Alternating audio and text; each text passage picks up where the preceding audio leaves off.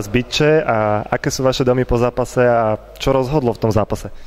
No rozhodlo to, že mali sme viac strieľať, hrať rýchlejšiu hádzanú a ja neviem, do trhákov sme mali behať a mali sme to vyhadzovať do trhákov, lebo oni sa potom už pomaly vracali v tom druhom polčase.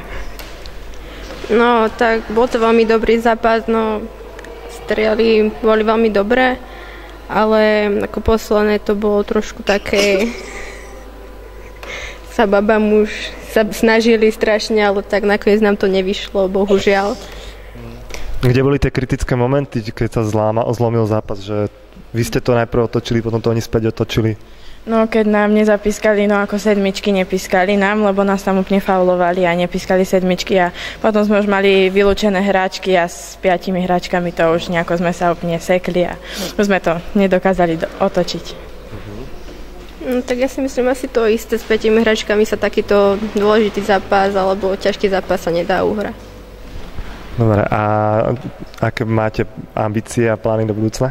A čo hovoríte na výkon supera? Že my sme hrali s ním prvý raz, a tak na budúce budeme na nich pripravené a zajtra ideme vyhrať. Super. Tak tiež nepoznali sme ich, hrali sme s nimi fakt prvý raz, sme nepoznali strelky niekde ako proste a to je asi tak všetko. No, tak ďakujem za rozhovor, babi, a želám veľa úspechov teda ďalej. Ďakujem. Nemôžem rozprávať. Jasné, dobre. Takže vítam tu trenérku Bytče. Áno. A ako hodnotíte zápas a ako hodnotíte výkon dievčat? Zápas to bol veľmi kvalitný na túto vekovú kategóriu, v výbornej atmosfére, to musím pochváliť ako diváci, fakt ďalší hráč z domáceho manšaftu a dievčatá veľmi bojovali. A som rada, že dostali sa na plac všetky dievčatá, celá lavička sa dostala na plac a odohrali takýto zápas, takže klobúk dole pred nimi. Potom máte vyrovnanú lavičku, veľmi dobrý, kvalitný tím.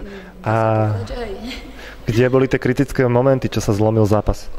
Z pár nepremenených šancí, možno po faule, ale to nebudem riešiť, to je samozrejme druhá vec, ale bolo to asi v pár nepremenených šancách a tam sa to lámalo. Ale hovorím, som rada, že sa presadili aj hráčky, ktoré hrávajú menej a že sa to dosiahlo tam, kde sa to dotiahlo. Šťastie napriala domácim, skrátka. Áno. A ako hodnotíte ten